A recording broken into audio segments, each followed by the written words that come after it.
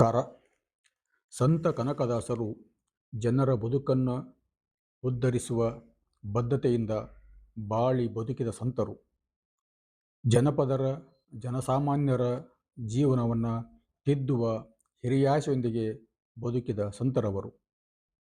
ಅರಸನ ದಂಡಾಯಕರಾಗಿ ಅಂದರೆ ವಿಜಯನಗರದ ಅರಸರ ದಂಡಾಯಕರಾಗಿ ಕಂಡುಂಡ ರಾಜ್ಯಭಾರದ ರಾಜ್ಯಾಡಳಿತ ಅನುಭವವನ್ನು ವೀರ ವಿರಾಗಿಯಾಗಿ ವೈರಾಗ್ಯವನ್ನು ಹೊಂದಿ ಸಂತರಾಗಿ ಸಂಚರಿಸುತ್ತಾ ಕಂಡುಂಡ ಜನರ ಬದುಕಿನ ನೋವು ನಲಿವುಗಳನ್ನು ಕಷ್ಟ ಕಾರ್ಪಣ್ಯಗಳನ್ನು ಕಂಡು ಮನಕರಗಿ ಆರ್ಧ ಹೃದಯರಾಗಿ ಜನರೊಂದಿಗೆ ಅವರ ಕಣ್ಣೀರನ್ನು ಒರೆಸುತ್ತಾ ಬದುಕಿದ ಕಾರುಣ್ಯಮಯ ಸಂತರವರು.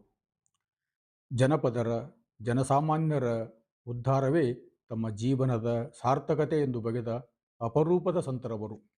ತಮ್ಮ ಕೀರ್ತನೆಗಳಲ್ಲಿ ಜನಸಾಮಾನ್ಯರ ಬದುಕು ಹಸನಾಗಬೇಕು, ಜನಸಾಮಾನ್ಯರು ಉನ್ನತಿಯ ಮಾರ್ಗವನ್ನು ಕಂಡುಕೊಳ್ಳಬೇಕು ಎಂದು ಹಲವು 10 ಬಗೆಯಲ್ಲಿ ಹಾಡಿದ್ದಾರೆ. ಅಂತಹ ಜನಪದರ ಜನಸಾಮಾನ್ಯರ ಲೋಕ ಸಮಸ್ತರ ಜೀವನದ ಸಾರ್ಥಕತೆಯ ಪಥ ಯಾವುದು ಎಂದು ತೋರಿಸುವ ಒಂದು ಕೀರ್ತನೆಯನ್ನು ನಾವಿಂದು ನೋಡುವ. ಆ ಕೀರ್ತನೆಯ ಹೆಸರು ನೆಚ್ಚದಿರು ಸಂಸಾರ ನೆಲೆಯಲ್ಲವೀ ಕಾಯ. ನೆಚ್ಚದಿರು ಸಂಸಾರ ನೆಲೆಯಲ್ಲವೀ ಕಾಯ, ಅಚ್ಯುತನ ನಾಮವನ್ನು ನೆನೆದು ಸುಖಿಯಾಗು. ಗಳಿಸದಿರು ಸೀಮೆಯನ್ನು, ಗಳಿಸದಿರು ದ್ರವ್ಯವನ್ನು, ಗಳಿಸದಿರು ನೀ ದುರಿತ ರಾಶಿಗಳನ್ನು, ನಳಿನ ನಾಭನ ದಿವ್ಯ ನಾಮವನ್ನು ನೆನೆದು ನೆಲೆಯಾದ ಪರಮ ಪದವಿಯ ಪಡೆಯೋ ಮನವೇ. ನೆಚ್ಚದಿರು ಸಂಸಾರ ನೆಲೆಯಲ್ಲ ಈ ಕಾಯ. ನೋಡದಿರು ಪರಸತಿಯ, ಕೂಡದಿರು ದುರ್ಜನರ, ಆಡದಿರು ಮಾತುಗಳ ಗರ್ವದಿಂದ, ಬೇಡದಿರು ಕೈಯ ಹಿಂದೆಗೆವ ಲೋಭಿಯನು, ಕೊಂಡಾಡದಿರು ಬೀದಿ ಉಳುಂಬ ದೈವಗಳ. ನಾನಾ ಜನ್ಮದಿ ಬಂದ ನಾಟಕದ ಬೊಂಬೆಯಿದು, ಮಾನಕ್ಕೆ ಮೆಚ್ಚಿನಿ ಮರುಳಾಗದೆ, ಜಾಣತನದಿಂ ಕಾಗಿನೆಲೆ ಆದಿಕೇಶವನ ಮಾನಸದಲ್ಲಿ ನೆನೆದು ಸುಖಿಯಾಗು ಮನುಜ. ಈ ಕೀರ್ತನೆಯಲ್ಲಿ ಕನಕದಾಸರು ಅಶಾಶ್ವತವಾದ ಬದುಕನ್ನು ಶಾಶ್ವತ ಸುಖವನ್ನು ಪರಮಾತ್ಮನ ನೆನಹಿನಲ್ಲಿ, ಧ್ಯಾನದಲ್ಲಿ, ಪೂಜೆ ಪ್ರಾರ್ಥನೆಯಲ್ಲಿ ತೊಡಗಿಸಿಕೊಂಡು ನಾವು ಸಾರ್ಥಕತೆಯನ್ನು ಕಾಣಬೇಕು ಎನ್ನುವ ಸಂದೇಶ ಹೇಳಿದ್ದಾರೆ. ನೆಚ್ಚದಿರು ಸಂಸಾರ, ಈ ಸಂಸಾರವನ್ನು ನಂಬದಿರು, ಇದರಲ್ಲೇ ಇದೇ ಶಾಶ್ವತ ಅಂತಕ್ಕಂಥ ಹುಸಿಯಾದ ಭಾವನೆಯನ್ನು ತಾಳದಿರು. ನೆಚ್ಚದಿರು, ನಂಬದಿರು, ಮೆಚ್ಚಿಕೊಂಡು ಸಿಲುಕದಿರು. ಸಂಸಾರ ನೆಲೆಯಲ್ಲ ಈ ಕಾಯ. ನೆಲೆಯಲ್ಲ ಅಂದರೆ ಶಾಶ್ವತವಲ್ಲ, ನೆಲೆ ಅಂದರೆ ಸಾರ್ಥಕತೆಯಲ್ಲ, ಶಾಶ್ವತವಲ್ಲ. ನೆಲೆಯಲ್ಲವೀ ಕಾಯ ಅಂದರೆ ಈ ಶರೀರ ಶಾಶ್ವತವಲ್ಲ. ನೆಲೆಯಲ್ಲವೀ ಕಾಯ, ಈ ಶರೀರ ಶಾಶ್ವತವಾದುದಲ್ಲ. ಅಚ್ಯುತನ ನಾಮನು ನೆನೆದು ಸುಖಿಯಾಗು. ಅಚ್ಯುತ ಅಂದರೆ ವಿಷ್ಣು. ಅಚ್ಯುತ ಅಂದರೆ ಯಾರಲ್ಲಿ ಚ್ಯುತಿ ಇಲ್ಲವೋ ಅವನೇ ಅಚ್ಯುತ. ಚ್ಯುತಿ ಇಲ್ಲದವನೇ ಅಚ್ಯುತ ಅಂದರೆ ಕುಂದು ಇಲ್ಲದವನು. ಯಾರಲ್ಲಿ ಕುಂದುಗಳಿಲ್ಲವೋ, ಯಾರಲ್ಲಿ ದೋಷಗಳಿಲ್ಲವೋ ಅವನೇ ಅಚ್ಯುತ, ಅವನೇ ವಿಷ್ಣು ಅಂತ. ಅಚ್ಯುತನ ನಾಮವನು ಅಂದರೆ ವಿಷ್ಣು ನಾಮನು ನೆನೆದು ಸುಖಿಯಾಗು ಅಂದರೆ ನಿನ್ನ ಸುಖ ಇಲ್ಲಿದೆ, ಈ ಸಂಸಾರದಲ್ಲಿ ಸುಖ ಇಲ್ಲ. ಆದರೆ ಅಚ್ಯುತನ ನಾಮದಲ್ಲಿ, ಆ ವಿಷ್ಣುವಿನ ಪರಮಾತ್ಮನ ನಾಮಾನುಸಂಧಾನದಲ್ಲಿ ನಿನ್ನ ಸುಖವಿದೆ. ಆದ್ದರಿಂದ ಅನವರತ ನೀನು ಆ ಪರಮಾತ್ಮನನ್ನು ಧ್ಯಾನಿಸು. ಹೇಳ್ತಾರೆ ಏನು ಮಾಡಬೇಕು ಏನು ಮಾಡಬಾರ್ದು ಅಂತ ಹೇಳ್ತಾರೆ. ಅಂದರೆ ನಮ್ಮ ಸಂಸಾರ ನಚ್ಚಿದಾಗ ನೀವೆಲ್ಲ ಮಾಡ್ತೀವಲ್ಲ, ಆ ಸಂಸಾರದ ನಚ್ಚಿಕೆನೇ ನಮಗೆ ಭಾಳ ನಮ್ಮ ಬದುಕಿಗೆ ಕಂಟಕ ಆಗುತ್ತಾ, ಕುಠಾರ ಆಗುತ್ತಂತ. ಗಳಿಸದಿರು ಸೀಮೆ ಏನು. ಸೀಮೆ ಅಂದರೆ ರಾಜ್ಯ. ಹಿಂದೆ ರಾಜ್ಯ ಮಣ್ಣಿಗೋಸ್ಕರ ಎಷ್ಟೆಲ್ಲ ಹೋರಾಟಗಳು ಯುದ್ಧಗಳು ನಡೆದವ. ನಮ್ಮ ಮಹಾಭಾರತ ಕಾಲದ ಕೂಡ 18 ಅಕ್ಷೋಣಿ ಸೈನ್ಯ ಇದೇ ರಾಜ್ಯಕ್ಕೆ ನಾಶ ಆಯಿತು, ಮಣ್ಣಿನ ಆಶೆಗಾಗಿ. ಹಾಗಾಗಿ ಅಂತ ಹೇಳ್ತಾರೆ, ಗಳಿಸದಿರು ಸೀಮೆ ಏನು ಅಂದರೆ ರಾಜ್ಯವನ್ನು ಗಳಿಸಿರು. ಹೊಲ ಮನೆ ಆಸ್ತಿ ಮಾಡ್ತೀವಲ್ಲ, ಸೀಮೆ ಅಂದರೆ ಒಂದು ಬಾರ್ಡರ್ ಲೈನ್. ಈ ನನ್ನ ರಾಜ್ಯದ ಗಡಿ ಇಷ್ಟಿದೆ, ಈ ನನ್ನ ಹೊಲದ ಸೀಮೆ ಇಲ್ಲಿದೆ ಅಂತ ಹೇಳ್ತಾರಲ್ಲ, ಅಂಥ ಸೀಮೆಯನ್ನು, ಅಂತ ರಾಜ್ಯವನ್ನು ಭೂಮಿಯನ್ನು ಗಳಿಸುವ ಆಸೆ ಬೇಡ. ಆ ಗಳಿಸದಿರು ಸೀಮೆಯನ್ನು ಅಂದರೆ ರಾಜ್ಯವನ್ನು ಭೂಮಿಯನ್ನು ಗಳಿಸಬೇಡ. ಗಳಿಸದಿರು ದ್ರವ್ಯವನ್ನು, ಸಂಪತ್ತನ್ನು ಕೂಡ ಗಳಿಸಬೇಡ. ನಮ್ಮ ಮನಸ್ಸು ಆಶ್ಚರ್ಯ, ಎಲ್ಲ ಬದುಕೋದಾಗಿ ಭೂಮಿ ಹೊಲ ಮನೆಗಳಿಗೋಸ್ಕರ. ಅವ್ರು ಯಾಕೆ ಹೇಳ್ತಾರೆ ಅಂದರೆ ಇದು ಯಾವುದು ಶಾಶ್ವತವಲ್ಲ ಅಂತ. ಗಳಿಸದಿರು ದ್ರವ್ಯವನ್ನು, ಸಂಪತ್ತನ್ನು ಗಳಿಸಬೇಡ ಅಂತ, ಕೂಡಿಡಕೋಬೇಡ. ಗಳಿಸದಿರು ನೀ ದುರಿತ ರಾಶಿಗಳನ್ನು. ಯಾಕಂದರೆ ಈ ಸಂಪತ್ತನ್ನು ಮತ್ತು ರಾಜ್ಯವನ್ನು ನೀವು ಗಳಿಸಿದರೆ ಅದರಿಂದ ಕರ್ಮಗಳ ರಾಶಿ, ನಿನ್ನ ಪಾಪದ ರಾಶಿ ಹೆಚ್ಚಾಗುತ್ತೆ. ಆದ್ದರಿಂದ ಗಳಿಸಿದ್ರು ನೀ ದುರಿತ ರಾಶಿಗಳನ್ನು ಅಂದರೆ ರಾಜ್ಯವನ್ನು, ಭೂಮಿಯನ್ನು, ಹೇಮವನ್ನು ಗಳಿಸಿದರೆ ನೀನು ಇನ್ನೊಬ್ಬರ ಮನಸ್ಸನ್ನು ನೋಯಿಸಿ, ಇನ್ನೊಬ್ಬರ ಬದುಕಿಗೆ ತೊಂದರೆ ಉಂಟು ಮಾಡಿ ಗಳಿಸ್ತಿಲ್ಲ, ಅದರಿಂದ ಪಾಪ ಬರುತ್ತದೆ. ಆ ಪಾಪವನ್ನು ಗಳಿಸಿದರು. ನಳಿನ ನಾಭನ ದಿವ್ಯ ನಾಭನು ನೆನೆದು. ನಳಿನ ನಾಭ ಅಂದರೆ ವಿಷ್ಣು ಅಂತ. ಕಮಲದ ಹೊಕ್ಕಳುವಿನ ವಿಷ್ಣು ಅಂತ. ನಳಿನ ನಾಭ ಹೊಕ್ಕಳು ಹೂವಿನ ಕಮಲ ನಾಭನ ದಿವ್ಯ ನಾಮನು, ಆ ವಿಷ್ಣುವಿನ ದಿವ್ಯ ನಾಮವನ್ನು ನೆನೆದು ಅಂದರೆ ಅನವರತ ನೆನೆದು ಅಂದರೆ ಸದಾಕಾಲವು ಆ ಪರಮಾತ್ಮನ ನಾಮವನ್ನು ನೆನೆಯುತ್ತಾ ನೆಲೆಯಾದ ಪರಮ ಪದವಿಯ ಪಡೆಯೋ ಮನವೇ. ನೆಲೆಯಾದ ಅಂದರೆ ಶಾಶ್ವತವಾದ ಪರಮ ಪದವಿ ಮೋಕ್ಷ ಸುಖವನ್ನು ಪಡೆಯುವ ಮನವಿ ಅಂತ ಅವ್ರು ತಮ್ಮ ಮನಸ್ಸಿಗೆ ತಾವು ಹೇಳ್ಕೊತಾರೆ. ಜನರಿಗೆ ಹೇಳಿ ಮತ್ತೆ ಯಾಕೆ ನಾವು ಕೆಟ್ಟಾಗಬೇಕು?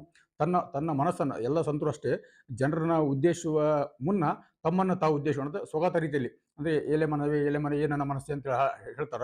ಆ ಥರ ಇವು ಕೂಡ ನೆಲೆಯಾದ ಪರಮ ಪದವಿಯ ಪಡೆಯುವ ಮನವಿ ನನ್ನ ಮನಸ್ಸೆ ಅಂದರೆ ಮನುಷ್ಯರ ಎಲ್ಲ ಮನಸ್ಸು. ನೆಲೆಯಾದ ಪರಮ ಪದವಿಯ ಪಡೆಯುವ ಮನವೇ ಅಂದರೆ ಶಾಶ್ವತವಾದ ಸುಖವನ್ನು ಪಡೆಯಲಿ. ಶಾಶ್ವತ ಸುಖ ಎಲ್ಲಿದೆ? ಸಂಸಾರದಲ್ಲಿ ಇಲ್ಲ.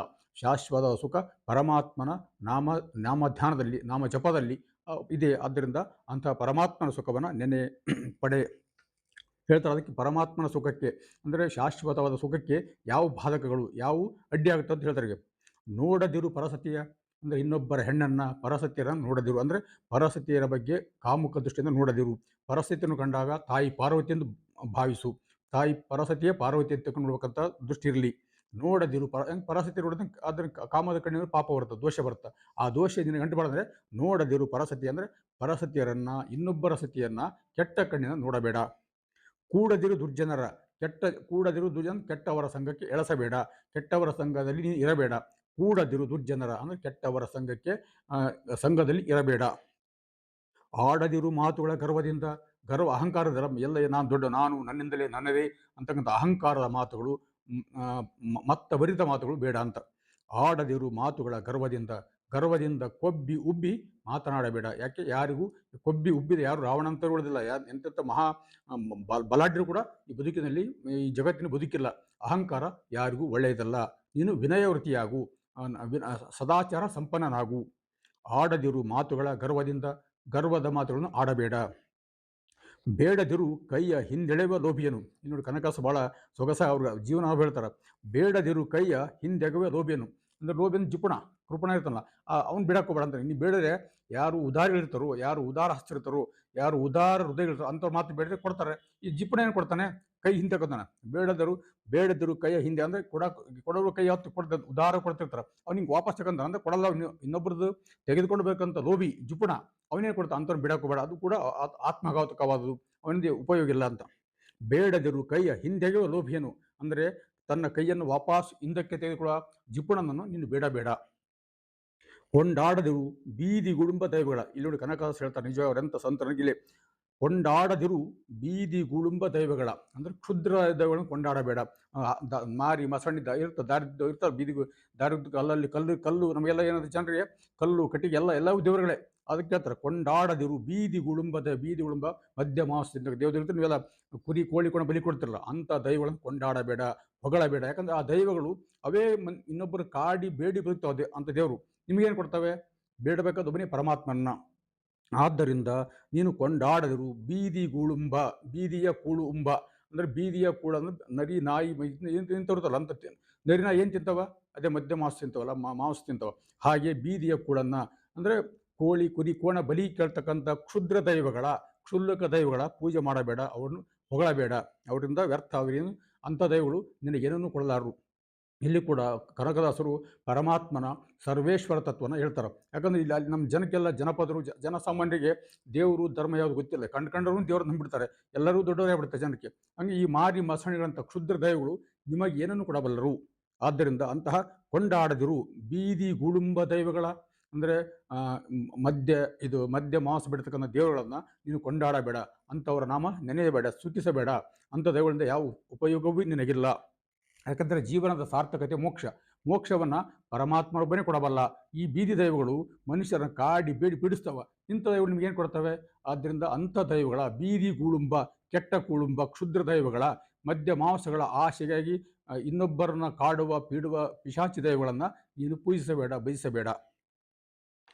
ನಾನಾ ಜನ್ಮದಿ ಬಂದ ನಾಟಕದ ಬೊಂಬೆ ಇದು ಹೇಳ್ತಾರೆ. ಈ ಜೀವನ ಅಂತಕ್ಕಂಥ ನಾನಾ ಜನ್ಮ ಅಂದ್ರೆ ಅನಂತ ಜನ್ಮ ಎತ್ತಿ ಬಂದದ ನಾಟಕದ ಬೊಂಬೆ. ನಾಟಕದ ಬೊಂಬೆ ಇರ್ತದೆ. ಅದು ಎಸ್ಪೆಷಲಿ ಇದು ನಾಟಕದ ಇಲ್ಲಿ ಅವ್ರ ಪಾತ್ರ ಅಂತ ಹೇಳಿದ್ರೆ ಬೊಂಬೆ ಅಂತ ಹೇಳಿದ್ರೆ ತೊಗರು ಬೊಂಬೆ ಆಟ ಆಡಿದೆ. ತೊಗರು ಬೊಂಬೆ ಆಟದಲ್ಲಿ ಆ ಸೂತ್ರದ ಹಿಂದಿರ್ತಾನ, ಅವನ ಹೆಂಗೆ ದಾರೆ ಹೇಳ್ತಾನೋ ಹಾಗೆ ಆ ಬೊಂಬೆ ಕುಣಿತಿರ್ತದೆ. ಈ ಜೀವನ ಕೂಡ ಹಾಗೆ ನಾನಾ ಜನ್ಮದ ಅಂದ ಹಲವಾರು ಜನ್ಮದಿಂದ ನಾನಾ ಜನ್ಮದಿ ಬಂದ ನಾಟಕದ ಬೊಂಬೆ ಇದು. ಅಂದರೆ ನೀನು ತೊಗಲು ಬೊಂಬೆಯಂತೆ ಕುಣಿಯುವ ನಾಟಕದ ಪಾತ್ರಧಾರಿ, ಸೂತ್ರಧಾರ ಬೇರೆ ಯಾವನು ಇದ್ದಾನೆ. ಆದ್ದರಿಂದ ನೀನು ನಿನ್ನ ಪಾತ್ರದ ಹಿನ್ನೆಲೆಯಾಗಿ ಇರ್ತಕ್ಕಂಥ ಸೂತ್ರಧಾರನ ಅರಿತು ಬದುಕು. ಮಾನಕ್ಕೆ ಮೆಚ್ಚಿ ನೀ ಮರುಳಾಗದೆ, ಮಾನಕ್ಕೆ ಸನ್ಮಾನಕ್ಕೆ, ನನ್ನ ಸ್ಥಾನಮಾನಕ್ಕೆ ಇಂಥ ಸ್ಥಾನ ಇಂಥ ಮಾನ ಹೇಳ್ತಲ್ಲ, ನನ್ನ ಸ್ಥಾನಕ್ಕೆ ತಕ್ಕ ಮಾನ, ನಾನು ದೊಡ್ಡವನು, ನಾನು ಎಲ್ಲರಿಗೂ ಉತ್ತಮನು, ಎಲ್ಲರೂ ಶ್ರೇಷ್ಠ ಅಂತಕ್ಕಂತಿರ್ತಾರೆ. ಇಂತಹ ಕೀರ್ತಿ ವಾರ್ತೆಯ ಕೀರ್ತಿ ಆಶೆಗೆ ಬಲಿಯಾಗದೆ, ಮಾನಕ್ಕೆ ಮೆಚ್ಚಿ ಅಂದರೆ ಸನ್ಮಾನಕ್ಕೆ ನನಗೆಲ್ಲರೂ ಗೌರವ ಕೊಡಬೇಕು, ನಾನು ಎಲ್ಲರೂ ತಲೆಬಾಗಿ ನಂಬಿಸಬೇಕಂತ ಈ ಹುಸಿ ಬಯಕಿದೆ, ಈ ಹುಂಬತನ ಇದೆಯಲ್ಲ, ಇದಕ್ಕೆ ಬಲಿಯಾಗದೆ ಮರುಳಾಗದೆ ಜಾಣದನದಿಂ ಬುದ್ಧಿವಂತನಾಗಿ ಏನು ಮಾಡಬೇಕು, ಕಾಗಿ ನೆಲೆಯಾದಿ ಕೇಶವನ ಅಂದರೆ ಆ ಪರಮಾತ್ಮನನ್ನು ಮಾನಸದಲ್ಲಿ ನೆನೆದು ಸುಖಿಯಾಗು ಮನುಜ. ಅಂದರೆ ಆ ಪರಮಾತ್ಮನ ಸದಾ ನಿನ್ನ ಮನೋಮಂದಿರದಲ್ಲಿ ಆ ಪರಮಾತ್ಮನ ಮೂರ್ತಿಯನ್ನು ಸ್ಥಾಪಿಸಿಕೊಂಡು ನಿನ್ನ ಮನಸ್ಸಿನಲ್ಲಿ ಸದಾ ಪರಮಾತ್ಮನ ಧ್ಯಾನಿಸುತ್ತಾ ಉದ್ಧಾರವಾಗು. ಪರಮಾತ್ಮನ ಮನಸ್ಸಿನಲ್ಲಿ ನೆನೆಯುವುದೇ ಅತ್ಯಂತ ಸುಖದಾಯಕವಾದುದು, ಅದರ ಹೊರತಾಗಿ ಮತ್ತಾವ ಸುಖವಿಲ್ಲ. ಆದ್ದರಿಂದ ನೀನು ಈ ಸಂಸಾರ ಸುಖವನ್ನು ನಿಜವೆಂದು ನಂಬಿ ನಚ್ಚಿ ಕೆಡಬೇಡ. ಈ ಅನವರತ ಪರಮಾತ್ಮನ ನಾಮ ಧ್ಯಾನಿಸುತ್ತಾ ನಾಮ ಜಪಿಸುತ್ತಾ ಬದುಕು, ಸುಖಿಯಾಗುವಂತಕ್ಕಂಥ ಸಂದೇಶವನ್ನು ಲೋಕ ಸಮಸ್ತರಿಗೆ ಕನಕದಾಸರು ಈ ಕೀರ್ತನೆ ನೀಡಿದ್ದಾರೆ.